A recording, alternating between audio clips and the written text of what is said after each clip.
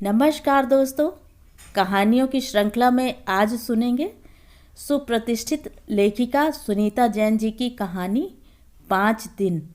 लेकिन उससे पहले मेरा आपसे विनम्र अनुरोध है कि अगर मेरे द्वारा सुनाई हुई कहानियाँ आपको अच्छी लगती हैं तो मेरे चैनल को सब्सक्राइब ज़रूर करें, लाइक करें और अपने दोस्तों और परिचितों में शेयर भी करें। बेल आइकन दबाना बिल्कुल भी ना भूलें। आज सुनिए 5 दिन। रात देर तक नींद नहीं आई। सुबह भी आंख जल्दी खुल गई, पर जानकी से उठा ही नहीं जा रहा। घड़ी ने 7:30 बजाए तो उठी है, मुंह धोकर नीचे आई है और अपनी चाय बनाकर पोर्च में बैठ गई है। उसे पता है सुबह यहाँ सब हड़बड़ी में होते हैं, इसलिए पोर्च में बैठना अच्छा लगता है। अंदर अपने कमरे में ललित दफ्तर जाने की तैयारी कर रहा है। बच्चों के स्कूल अभी गर्मियों के लिए बंद नहीं हुए हैं, 10 दिन में होंगे। प्रज्ञा दोनों बच्चों को जूते पहना रही है। वहीं से वह जानकी को अभिवादन करती है और टिन्नी और नीरू से कहती है, जाओ दादी जी से बाय कहो, स्कूल बस आने वाली है। बच्चे शर्माए से बाहर आते हैं। बाय दादी जी। बाय नीरू, जानकी कहती है। बाय टिन्नी, जब स्कूल से आओगे तो कहानी सुनाऊंगी। बच्चे प्रसन्न होकर अपने अपने बस्ते कमर पर चढ़ाते हैं। प्रज्ञा उनको लेकर बस तक छोड़ने गई है। सुबह का न्यूयॉर्क टाइम्स वैसे ही बिना पढ़ा रखा है मेज पर। जानकी से विदेश आकर समाचार पत्र नहीं पढ़े जाते। अपनी इसी असमर्थता पर उसे विस्मय होता है। प्रज्ञा शाम में पढ़ती है जब सब टीवी देखते हैं। फिलहाल वह बच्चों को बस में बिठाकर आ गई है और अपने कमरे में चली गई है। प्रज्ञा, सुनकर अच्छा लगता है, कितना सुंदर शब्द बिंब बनता है। हिंदी इंग्लिश के शब्दकोश में लिखा है अ क्लेवर वुमेन, एक समझदार स्त्री। किंतु विदेश में प्रज्ञा शब्द के उच्चारण में कठिनाई होती है सभी को। अक्सर प्रज्ञा अपनी माँ पर झल्लाती है, इतना कठिन नाम क्यों रखा? किसी को बताओ तो 2-3 बार से कम में मुंह ही नहीं चढ़ता। प्रज्ञा, प्रा गया, हाँ ठीक है, परागा। धीरे धीरे प्रज्ञा का संक्षिप्त संस्करण परागा हो गया। कैसा शब्द आसमान है, निचुड़ा भी, ठीक ही पराग। पर यहाँ कोई पूछे तो कैसे बताए बेचारी कि पराग माने पॉलन, जिससे छींक छींक कर आप अधमरे से हो जाते हैं। जानकी ने ही उसे बताया एक दिन कि पराग माने मधु, नेक्टर। तब से प्रज्ञा प्रसन्न है। 8 बजे ललित सदा सा ही भागता दौड़ता दफ्तर निकल गया है। बाय मम्मी कहता हुआ। बस यही कहेगा वह अगले 10 दिन तक। बाय मम्मी और शाम को हाय। और फिर खाना खाते समय क्या किया दिन भर? कुछ नहीं, मतलब खास कुछ नहीं, एक किताब पढ़ रही हूँ। दोपहर को तो बच्चे आ ही गए थे, हम सैर को गए। तभी एकाएक प्रज्ञा कुछ कहकर ललित का ध्यान कहीं और ले जाएगी। धीरे धीरे जानकी तब उठ जाएगी और गुड नाइट बेटे, गुड नाइट प्रज्ञा कहकर ऊपर अपने कमरे में चली जाएगी। बच्चे तो 7, 7:30 बजे तक सो ही जाते हैं, बड़ों के खाना खाने से पहले। हाँ, शनिवार को ललित कहेगा, बैठो कोई फिल्म देख लो। तब थोड़ी देर वह बैठेगी। ललित अपना लैपटॉप निकालकर काम करेगा। प्रज्ञा उठकर कोई हिंदी फिल्म लगा देगी। जानकी देखेगी फिल्म की घटिया मारपीट, एकाध अच्छा गाना। सोचेगी 10 में से 9 फिल्में ऐसी ही रहती हैं। फिर अब तो उसे नए नए अभिनेताओं के नाम भी नहीं पता। प्रज्ञा हमेशा उसके अज्ञान पर हंसती भी है। जानकी तब मान लेती है, सच्ची मुझे तो हिंदी फिल्में यहीं आकर देखने को मिलती हैं, वहाँ तो देखती नहीं। प्रज्ञा तब हंसेगी जोर से अपनी इस पढ़ी लिखी अज्ञानी सास पर और कहेगी, आप भी मम्मी बस हैरत में डालते हो मुझे। जानकी हर बार की तरह चुपचाप मुस्कुराती रहेगी। अगली सुबह प्रज्ञा अपनी माँ से फ़ोन पर लंबी बात करेगी फिल्मों के बारे में। चाय पीकर जानकी प्याला धोती है।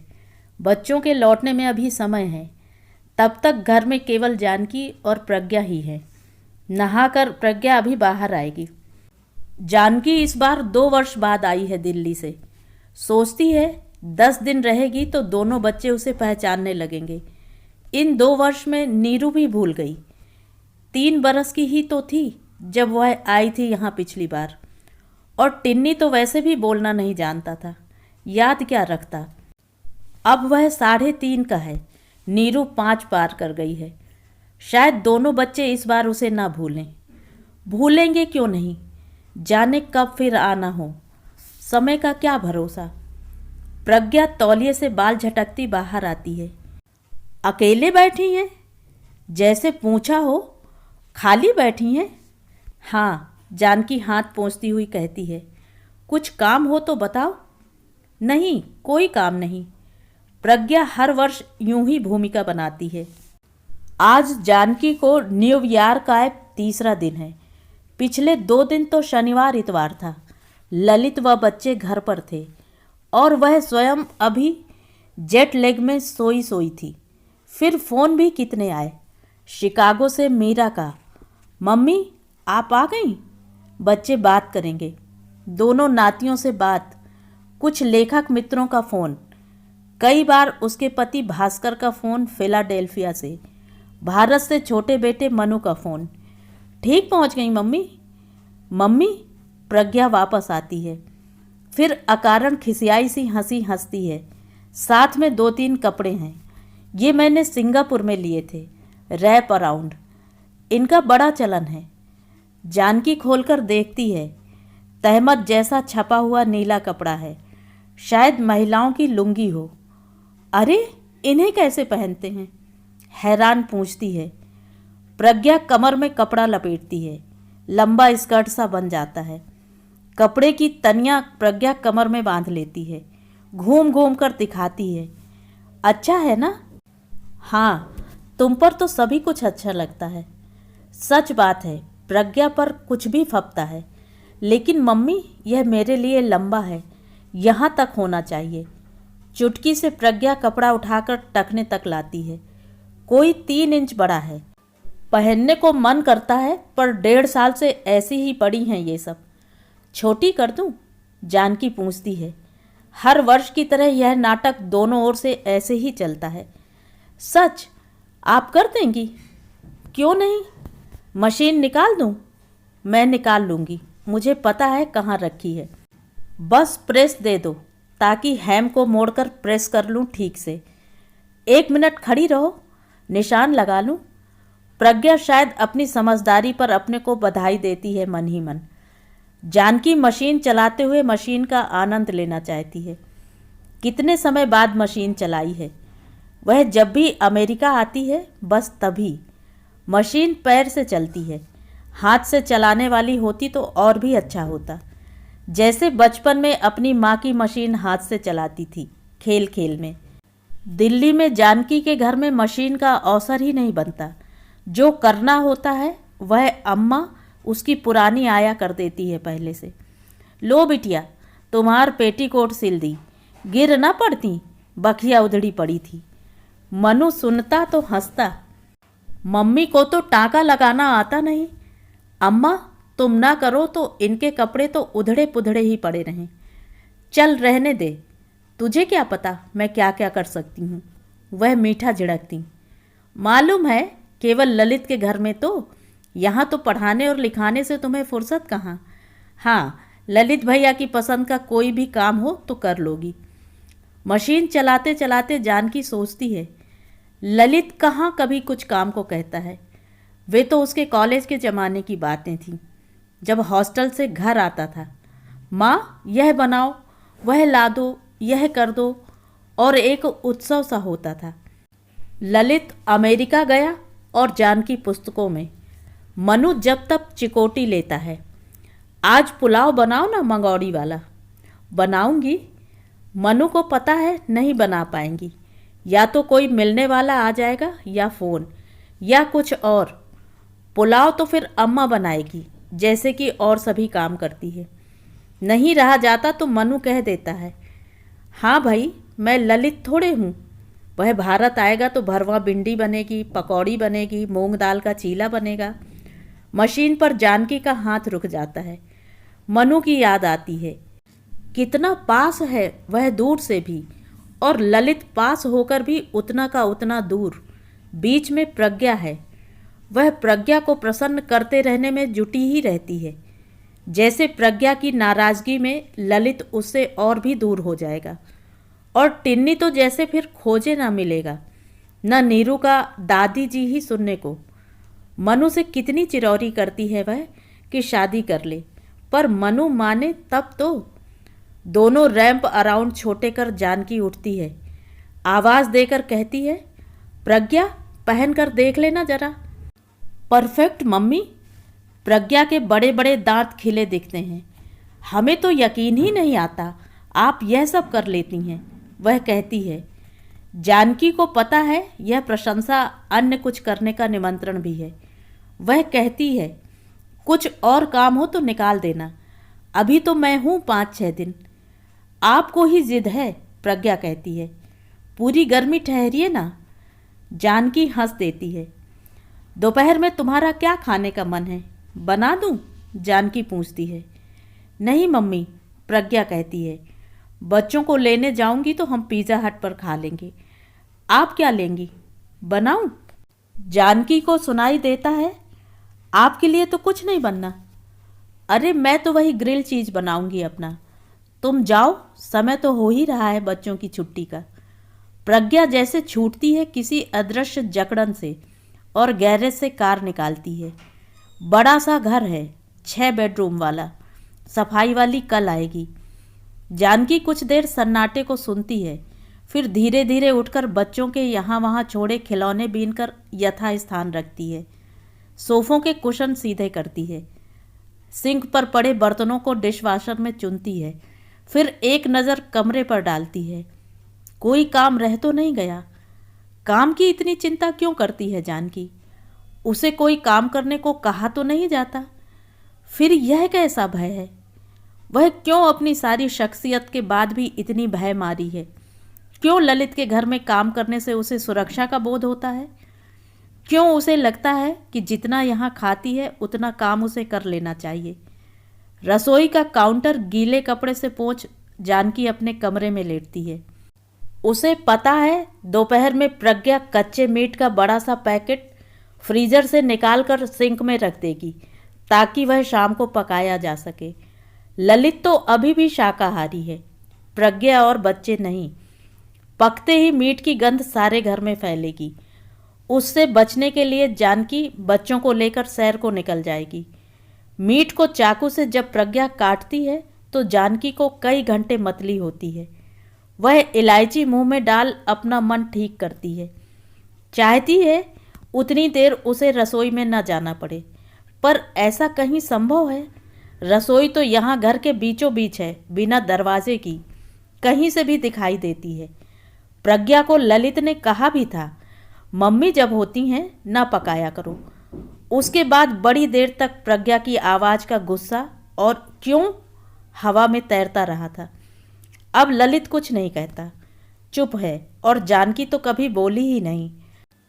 शायद जानकी के आने से ललित भी भयभीत होता है कि अब प्रज्ञा जाने किस बात पर भड़क उठे। फिर कमरा बंद कर उससे कितनी अनुनय विनय करता है। कम से कम माँ के आगे तो चुप रहो। ललित का यह भय ही जानकी को दहलाता है, भीतर भीतर तोड़ता है। वह नहीं जानती कि इस चुप्पी से कौन किसको बचा रहा है, ललित उसे या वह ललित को। डरते डरते ही उसने पिछली बार अपने पति भास्कर से कहा था, प्रज्ञा और ललित जाने क्यों इतना टेंस रहते हैं, मेरे आने से शायद। तो मत जाओ वहाँ, रहो यहीं मेरे पास। उन्हें मिलना होगा तो वे यहाँ आ जाएंगे, पर यहाँ फ्लैट में जगह तो है नहीं। वे आएंगे तो शाम तक चले जाएंगे। ठीक तो है, इससे अधिक ज़रूरत भी क्या है? ज़रूरत? भास्कर को कभी किसी की ज़रूरत का पता रहा भी है क्या? 15 वर्ष से वह उसे और मनु को छोड़ फिलाडेल्फिया में रह रहा है, अपने छोटे से फ्लैट में पूर्ण तरह से आत्मनिर्भर। कभी कभी जानकी को ईर्ष्या होती है, वह क्यों भास्कर जैसी नहीं हो सकी? क्यों वह मनु से दूर न जा सकी और हर वर्ष अपने दोनों बच्चों मीरा और ललित को देखे बिना क्यों वह रह नहीं सकती? भास्कर तो यहाँ अमेरिका में रहते हुए भी किसी से मिलता नहीं, बस फ़ोन पर फ़र्ज अदायगी करता है। भास्कर से मन की बात कही भी तो नहीं जा सकती है। जानती है क्या कहेगा। इतनी दूर आती हो, इतना खर्च करती हो, फिर अंदर तक कट फट कर वापस दिल्ली जाती हो। बच्चों का मोह छोड़ क्यों नहीं देती? उन्हें है क्या तुम्हारी ज़रूरत? तुम्हारे आने से उनकी गृहस्थी ही डोलती है। क्यों नहीं? मस्त रहो जैसे और रहते हैं। तुम भी डिटैच करो अपने को, सबसे निरासक्त हो जाओ। डिटैच? निरासक्त? कितना डिटैच करे जानकी? कब तक? कोई सीमा है इसकी? 9 वर्ष पहले ललित ने जब लिखा था कि उसे एक लड़की पसंद आई है और वह यहीं अमेरिका में उससे विवाह करेगा, तो क्या उन सब सपनों से उसने डिटैच नहीं किया था अपने आप को जो उसने पाले थे? और वे भी ललित के ही कथन पर कि नहीं माँ, मैं विदेश में नहीं बसूंगा औरों की तरह, मैं तो पढ़ाई समाप्त होते ही सीधा दिल्ली आऊँगा। और अमेरिका जाते समय उसने कुर्ते पाजामे, यहाँ तक कि एक गांधी टोपी भी अपने सामान में रखी थी। और अब अमेरिका में विवाह माने देशांतरण। प्रज्ञा का तो भारत में कोई था नहीं, सब अमेरिका में ही थे। चाचा, बुआ, नाना, मामा, ढेर कुनबा। तो ललित कैसे आता बार बार?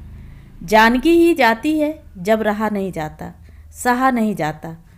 बच्चों का यूँ देश छोड़ देना, माँ को यूँ छोड़ देना, सारी संपत्ति जो उनके लिए जुटाई उसे छोड़ देना, पर सहना होता है।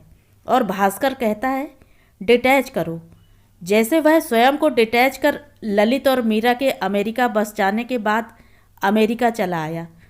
जानकी और मनु रह गए थे वहीं दिल्ली में। क्यों जा रहे हो अब? जानकी ने पूछा था। यहाँ नहीं रह सकता, इस करप्ट देश में। मीरा के विवाह होने तक रुका था। अब वापस वहीं जाऊँगा जहाँ मेरी ट्रेनिंग हुई विज्ञान में। बहुत काम करना है मुझे, रिसर्च। और मैं? तुम भी चलो, छोड़ो यह 2 टके की प्रोफेसरी। और मनु? उसे तो अभी वीज़ा नहीं मिलेगा, 21 के ऊपर है वह। मनु को अकेले कैसे छोड़ दूँ? और इस घर को? तो रहो, मुझे तो जाना है, मुझे कोई अटैचमेंट नहीं। भास्कर चला गया, वह नहीं गई। तब से मर ही तो रही है जानकी धीरे धीरे। 3 बजने को हैं, प्रज्ञा और बच्चे आते ही होंगे। जानकी चाय की केतली में पानी गर्म करने के लिए रखती है। बेसन घोलकर उसमें आलू काटती है। एक हरी मिर्च, एक बड़ा प्याज प्रज्ञा को पसंद है। मम्मी, प्रज्ञा दरवाज़ा खोलते ही कहती है। फिर काम करने लगी? तो क्या हुआ, तुम्हें पसंद है, फिर खाली बैठा भी तो नहीं जाता। लो खाओ अभी गरम गरम। जानकी बचे हुए घी में पापड़ के टुकड़े डालती है। नीरू को पसंद हैं। फिर हाथ पोंछकर टिन्नी को गोद में बिठाती है। हलवा खाओगे? टिन्नी नहीं समझता, प्रज्ञा समझाती है। यम यम, मीठा मीठा वाला। जानकी जानती है प्रज्ञा को सूजी का हलवा बहुत अच्छा लगता है। उठकर बनाने लगती है। घर आने पर ललित भी ले लेगा 2 चम्मच। प्रज्ञा को तो क्या ही समय मिलता होगा बनाने का। शाम ढल रही है, भगोने में मीट खदक रहा है। जानकी लॉन में पानी लगाने के बहाने खुली हवा में आ गई है। दोनों बच्चे साथ में हैं, गीली घास पर दौड़ रहे हैं। वे जानकी को रिझाना चाहते हैं। देखो देखो दादी जी। नहीं बेटा, इतना तेज मत भागो, चोट लगेगी। वह दौड़कर नीरू को पकड़ लेती है और कलेजे में भींच लेती है। एकाएक नीरू कहती है, आई लव यू दादी जी। पीछे से टिन्नी नकल करता है, आई लव यू दादी जी, और जानकी की पीठ पर लद जाता है। फ़ोन पर अंदर प्रज्ञा अपनी माँ से बात कर रही है। नहीं, बाहर हैं। नहीं, इस बार तो कहती हैं 10 दिन के लिए आई हैं। नहीं, पूरा महीना नहीं। उम्मीद तो यही है। नहीं नहीं, ललित ठहरने को नहीं कहेगा। पिछली बार का क्या उसे याद नहीं कि मुझसे पूछे बिना कुछ भी करने से कितनी टेंशन होती है। ना ना मॉम, वह खुद क्या कम चालाक हैं? वह खुद ही नहीं ठहरेगी। फिर उसकी बेटी क्या कम है? वह मीरा उसे भड़काती रहेगी हमारे खिलाफ। पिछले साल मैंने चुपके से सुना था एक्सटेंशन फ़ोन पर, कह रही थी हमारे यहाँ तो रहती नहीं, तुम्हारा वहीं जी लगता है। अच्छा रखती हूँ, आती ही होगी अंदर। हाँ हाँ, ललित के 2 पैंट हैं, कल दूंगी। बेटे के लिए तो वह कुछ भी करेगी, जिप ही तो बदलना है, नहीं तो फेंकनी पड़ेगी। बाय। क्या? हाँ लाई हैं, वे तो हर बार लाती है। मेरे लिए हीरे के टॉप्स हैं, नीरू के लिए पेंडेंट और टिन्नी के लिए सोने की चेन। ललित? उसके लिए सिल्क का कुर्ता पाजामा। हाँ हाँ मॉम, मुझे याद है, मौका देखकर कहूँगी जब ललित नहीं होगा कि मुझे तो अब के हीरे की चूड़ियाँ चाहिए, आखिर खुद भी तो पहनती हैं। नहीं, महंगी सस्ती क्या, नौकरी तो करती हैं। मैं नहीं मांगूंगी तो वह मीरा को नहीं दे देंगी। देती हैं तो दें, पहले मेरी बनवा दें। अच्छा रखती हूँ, शायद वे आती ही होंगी। प्रज्ञा शायद नहीं जानती कि गर्मी में जब घर की खिड़की खुली होती है तो भीतर की आवाज़ बाहर तक जाती है। किचन गार्डन में चुप खड़ी जानकी अपनी महंगी साड़ी के पल्ले से ही अपने गीले हाथों को पोंछे जा रही हैं। ऐसा तो वह कभी नहीं करती। प्रज्ञा ने फ़ोन बंद कर दिया है। जानकी सोच रही है 5 दिन और, आज तो सोमवार है, मंगल बुध वीर शुक्र शनि, भास्कर तो शनिवार को ही आएगा फिलाडेल्फिया से उसे लेने। 5 दिन। जानकी भीतर ही भीतर थरथरा सी रही है। नीरू और टिन्नी भाग कर आते हैं कहीं से और उसके पैरों से लिपट जाते हैं। दादी जी वही कहानी सुनाओ ना। कौन सी? कल वाली, जिसमें नदी बच्चों से पूछती है आकाश से ऊंचा क्या है। मैं पापा को बताऊंगी। क्या बताएगी? पापा को बताऊंगी, पापा आप तो आकाश से भी ऊंचे हैं। और मम्मी को क्या बताएगी? नीरू सोचती है। भूल गई दादी जी। फिर बताओ ना। टिन्नी अपनी छोटी सी हथेली उसके गाल पर रखता है। दादी जी आप रो क्यों रही हैं? जानकी दोनों बच्चों को कसकर छाती से लगाती है। वह अभी भी थरथरा रही है, पत्ते सी, जो टूटा तो दूर गिरेगा, जाने फिर मिले ना मिले। 9 वर्ष पहले जब ललित के बुलाने पर ललित प्रज्ञा के विवाह को संपन्न करने वह अमेरिका आई थी तो ललित ने ही एकांत में बैठाकर उससे कहा था, माँ प्रज्ञा अमेरिका में पली है, बहुत अमेरिकनाइज्ड है, उससे किसी भारतीय तौर तरीके की अपेक्षा नहीं करना। नहीं की थी तो केवल एक अपेक्षा कि ललित की गृहस्थी ठीक ठाक चलती रहे। और उस उपक्रम में जानकी ने वह सारा इतिहास जो 25 वर्ष तक एक माँ बेटे में घटित होता है, स्मृति की किसी अभेद खंडक में छोड़ दिया था, जहाँ जाते भी डर लगता है। यदि ललित स्वयं इतना निरस्त सा नहीं दिखता तो वह उससे पूछती कि अपेक्षा न करने का नियम क्या बस माँओं के लिए ही बनाती है संतान। तो ये थी कहानी। कहानी आपको कैसी लगी कमेंट करके ज़रूर बताएं।